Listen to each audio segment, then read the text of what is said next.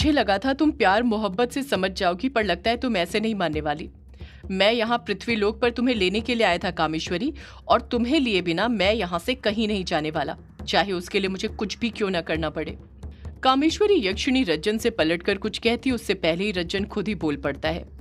तुम तो बस मुझे ये बताओ कि अपने अभिशाप से मुक्ति पाने के लिए तुम खुद अपने हाथों से तुम्हारे उस लेखक बाबू को मारोगी, या फिर मैं तुम्हारी कुछ मदद करूं उस लेखक बाबू को मारने में। यक्षिणी गुस्से से घूरते हुए कहती है, लेखक बाबू को कुछ करने की सोचना भी मत रज्जन, वरना। रज्जन कहता है, वरना क्या कामेश्वरी? कामेश्वरी यक्षिणी गुस्से के साथ ही रज्जन को बस घूरते रहती है, उससे कुछ नहीं कहती है और गुस्से से अपनी मुट्ठी भींच लेती है। रज्जन कामेश्वरी यक्षिणी की आंखों में देखते हुए फिर बोल पड़ता है, तुम्हारी आंखों में मुझे बगावत नजर आ रही है कामेश्वरी। ऐसा लग रहा है जैसे तुम मेरे इस फैसले के खिलाफ जाना चाहती हो। कामेश्वरी यक्षिणी आक्रोश के साथ कहती है, रज्जन, मैंने ना कभी तुम्हारा कोई फैसला माना है ना मैं मानूंगी। मैं अपनी जिंदगी के फैसले खुद लेती हूँ। तुम लेखक बाबू से दूर ही रहो, वरना मैं तुम्हें छोड़ूंगी नहीं। रज्जन कहता है, वही तो पूछ रहा हूँ कामेश्वरी, वरना तुम क्या करोगी? क्या तुम मुझसे लड़ोगी? मुझसे? अपने होने वाले पति से? कामेश्वरी यक्षिणी पलट कर कहती है, मैं तुमसे सिर्फ लड़ूंगी नहीं रज्जन, बल्कि तुम्हें जान से मार दूंगी। और मुझे अपनी पत्नी बोलना बंद करो। मैं तुम्हारी नहीं बल्कि लेखक बाबू की पत्नी हूँ, समझे तुम? रज्जन गुस्से के साथ पलट कर कहता है, तुम उस लेखक बाबू की पत्नी कैसे हो सकती हो कामेश्वरी? भूलो मत, तुम एक यक्षिणी हो और वो एक इंसान। एक यक्षिणी और इंसान का विवाह कभी नहीं हो सकता। कामेश्वरी यक्षिणी कहती है, मैंने कहा ना, प्यार सभी नियम प्रथाओं को तोड़ देता है, और मेरे लेखक बाबू के प्यार ने भी सारी प्रथाओं को तोड़ दिया है। अब हमारे बीच में कोई नहीं आ सकता है। रज्जन कहता है, बीच में मैं नहीं, वो लेखक आया था कामेश्वरी, वरना तुम तो कब की मेरी हो चुकी होती, मेरी पत्नी बन चुकी होती। पहले मैं उसे मारूंगा, उसके बाद तुम्हें अपने साथ वापस यक्षिण लोक ले जाऊंगा। देखता हूं तुम कैसे मुझसे विवाह नहीं करती हो। इतना कहकर रज्जन पीछे पलटता है और अपने कदम उस तरफ आगे बढ़ाना शुरू करता है जिस तरफ ग्रेवयार्ड कोठी थी। रज्जन अपना एक कदम आगे बढ़ा ही रहा था कि तभी कामेश्वरी यक्षिणी कोई सा मंत्र पढ़ती है, और देखते ही देखते रज्जन के चारों तरफ एक गोल घेरा बनता है, जिसके अंदर से आग की लपट निकलने लग जाती है। जब रज्जन अपने आप को चारों तरफ से आग की लपटों से घिरा हुआ देखता है तो एक पल के लिए वो भी घबरा जाता है। कामेश्वरी यक्षिणी गुस्से के साथ रज्जन से कहती है, लेखक बाबू को मारने की बात तो बहुत दूर है रज्जन, मैं तुम्हें मेरे लेखक बाबू के पास तक भटकने नहीं दूंगी। रज्जन पीछे पलटकर कामेश्वरी यक्षिणी से कहता है, अब तुम मुझे उस लेखक बाबू को मारने से रोकोगी कामेश्वरी? कामेश्वरी यक्षिणी अपनी बात पर अडिग रहते हुए कहती है, मैंने कहा ना तुमसे रज्जन, मैं तुम्हें अपने लेखक बाबू को कुछ नहीं करने दूंगी, चाहे उसके लिए मुझे तुमसे लड़ना ही क्यों ना हो। रज्जन गुस्से के साथ कहता है, अब तुम मुझसे लड़ोगी? कामेश्वरी यक्षिणी पलट कर कहती है, सिर्फ लड़ूंगी नहीं रज्जन, बल्कि अगर तुमने मेरे लेखक बाबू को कुछ करने का सोचा भी तो मैं तुम्हें मार दूंगी। रज्जन कहता है, मैं भी देखता हूँ तुम मुझे मारती हो या फिर मैं उस लेखक बाबू को मारता हूँ कामेश्वरी। इतना कहकर रज्जन मंत्र पढ़ता है और देखते ही देखते उसके चारों तरफ जो आग का घेरा बना हुआ था वो एक पल में ही बुझ जाता है। रज्जन फिर अपने कदम ग्रेवयार्ड कोठी की तरफ बढ़ाने लग जाता है। कामेश्वरी यक्षिणी उसी वक्त अपनी शक्तियों का प्रयोग करके एक हवा का झोंका बनाती है और रज्जन की तरफ छोड़ देती है। जैसे ही वो हवा का झोंका रज्जन से टकराता है, रज्जन तेजी के साथ लेफ्ट साइड की तरफ उड़ते हुए जाता है और एक बड़े से पेड़ से टकरा कर नीचे गिर जाता है। ये सब देखकर रज्जन को और भी ज्यादा गुस्सा आ जाता है। रज्जन उसी वक्त अपनी जगह पर वापस से खड़ा होता है और आक्रोश के साथ कामेश्वरी यक्षिणी से बोल पड़ता है, मैंने कभी सोचा नहीं था कि मुझे तुमसे लड़ना पड़ेगा कामेश्वरी, पर अब लगता है कि तुम्हारे उस लेखक बाबू को मारने से पहले मुझे तुमसे लड़ना पड़ेगा। कामेश्वरी यक्षिणी भी रज्जन के ठीक सामने खड़ी हो जाती है, जैसे वो उससे लड़ने के लिए पूरी तरह तैयार हो। कामेश्वरी यक्षिणी की आंखों में भी रज्जन के लिए आक्रोश साफ नजर आ रहा था, जैसे वो भी अब उससे लड़ना चाहती हो। अगले ही पल कामेश्वरी यक्षिणी और रज्जन एक दूसरे पर टूट पड़ते हैं। कामेश्वरी यक्षिणी और रज्जन दोनों ही एक दूसरे से कुछ दूरी पर खड़े हुए थे। कामेश्वरी यक्षिणी और रज्जन दोनों अपने अपने मंत्रों की शक्ति का प्रयोग करके एक दूसरे से लड़ने लग जाते हैं। दोनों ही पढ़ते हैं और देखते ही देखते दोनों के हाथों से एक तेज सफेद रोशनी निकलती है जो आपस में जाकर टकराने लग जाती है। दोनों के हाथ से ही बार बार सफेद रोशनी निकल रही थी जो एक दूसरे से जाकर टकराने लग गई थी। जैसे ही सफेद रोशनी की चमक कुछ कम होती थी, रज्जन और कामेश्वरी यक्षिणी फिर से मंत्र पढ़ने लग जाया करते थे। दोनों ही अपने मंत्रों की शक्ति से एक दूसरे को हराने की कोशिश कर रहे थे। जैसे वो चाहते थे कि बस एक बार उनकी रोशनी किसी के बदन को छू ले, उसके बाद वो जिसके बदन से रोशनी टच होगी वो खुद अपने घुटने टेक देगा। रज्जन और कामेश्वरी यक्षिणी दोनों ही अपनी पूरी ताकत के साथ एक दूसरे से लड़ने में लगे हुए थे, पर ना ही रज्जन कामेश्वरी यक्षिणी के सामने कमजोर पड़ रहा था, ना ही कामेश्वरी यक्षिणी रज्जन के सामने कमजोर पड़ रही थी। दोनों ही एक दूसरे को बराबरी की टक्कर दे रहे थे। कामेश्वरी यक्षिणी मन में सोचने लग जाती है, मुझे जल्दी से जल्दी रज्जन को हराना होगा, वरना अगर यहाँ पर लेखक बाबू आ गए तो सब गड़बड़ हो जाएगी। मैं नहीं चाहती रज्जन और लेखक बाबू का आमना सामना हो, वरना हालात और भी बिगड़ जाएंगे, फिर मैं कुछ नहीं कर पाऊंगी। कामेश्वरी यक्षिणी फिर से और कड़े मंत्र पढ़ने लग जाती है, पर उसका रज्जन पर कुछ असर ही नहीं हो रहा था, बल्कि वो तो मुस्कुराते हुए यक्षिणी के हर मंत्र का सामना कर रहा था। बदले में उससे भी कड़े कड़े मंत्र पढ़ते जा रहा था। ऐसा लग रहा था जैसे कामेश्वरी यक्षिणी के मंत्रों का रज्जन पर कुछ असर ही नहीं हो रहा हो। रज्जन के अंदर अभी भी उतनी ही फुर्ती थी जितनी पहले थी, बस यक्षिणी कुछ कमजोर होती हुई नजर आने लग गई थी। ऐसा लग रहा था जैसे उसके मंत्रों की शक्तियां कम होने लग गई हो। कामेश्वरी यक्षिणी रज्जन पर मंत्रों का वार करते हुए ही मन में सोचने लग जाती है, ये रज्जन पर मेरे मंत्रों का असर क्यों नहीं हो रहा है? ये मेरे हर मंत्र का इतनी आसानी से कैसे सामना कर रहा है? रज्जन हल्की सी मुस्कान के साथ कहता है, कामेश्वरी तुम शायद भूल रही हो, बचपन में हम दोनों के गुरु एक ही थे। वो सारे मंत्र जो तुम्हें पता है वो सारे मंत्र मुझे भी पता है।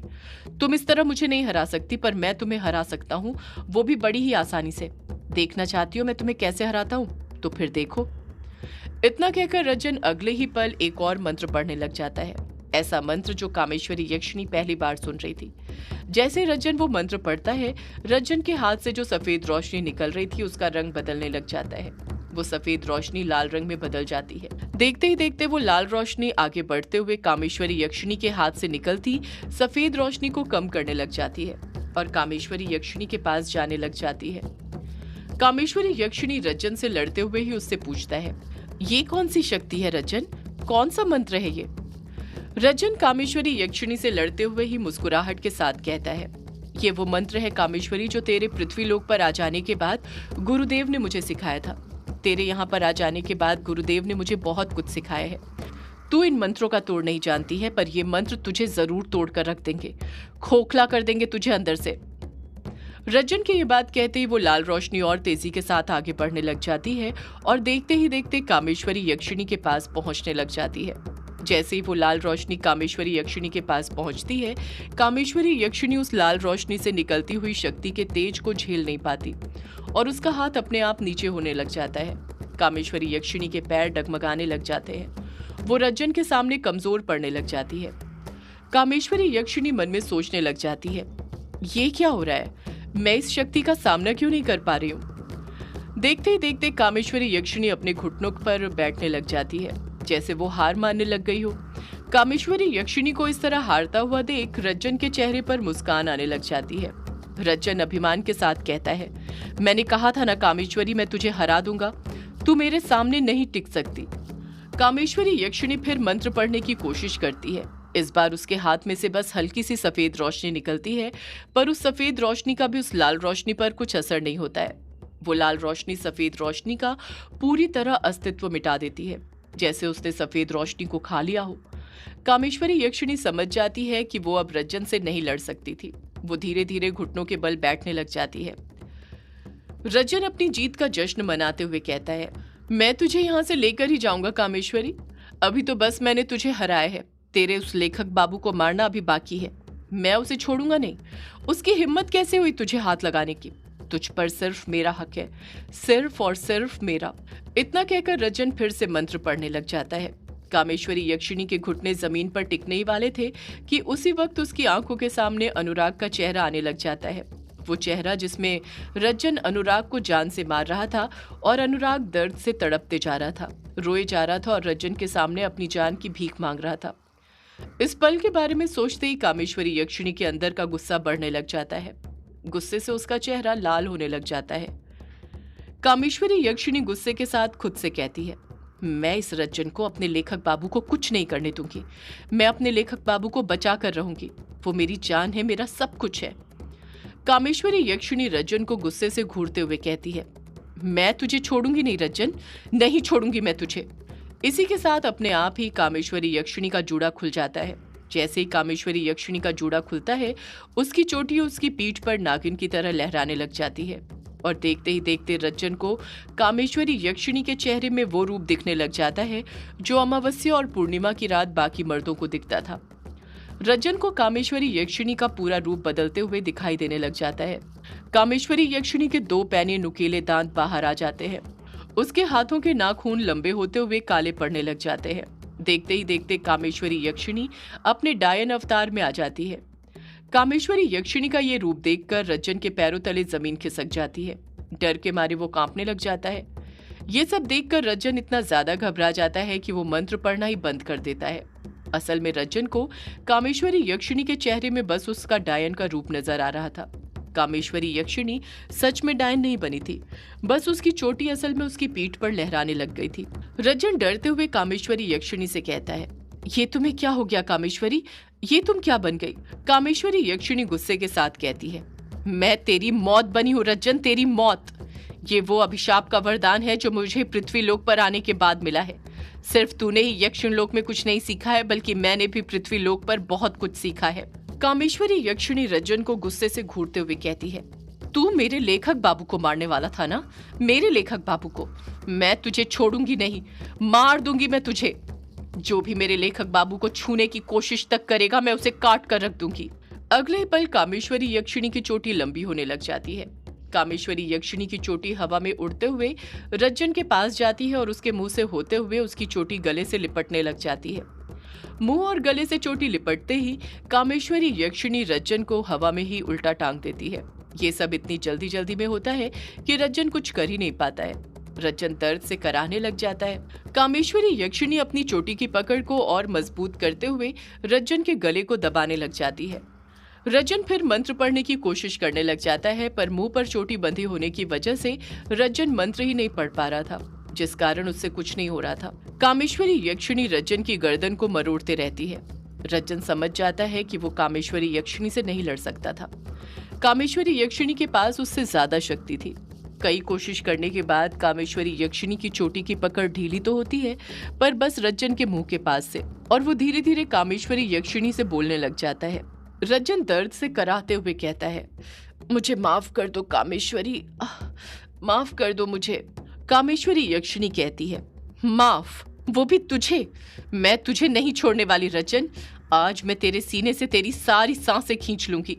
रज्जन को अभी भी कामेश्वरी का डायन रूप ही नजर आ रहा था, जिस कारण वो कुछ कर ही नहीं पा रहा था, बस कामेश्वरी यक्षिणी के सामने गिड़गिड़ाया जा रहा था।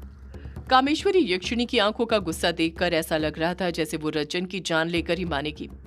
रज्जन फिर दर्द से कराहते हुए कहता है, मुझे छोड़ दो कामेश्वरी, मुझसे गलती हो गई, मुझे जाने दो यहाँ से। सदियों से है पुरानी ये है यक्षिणी की कहानी। यक्षिणी एक आग है, यक्षिणी तेरा ख्वाब है।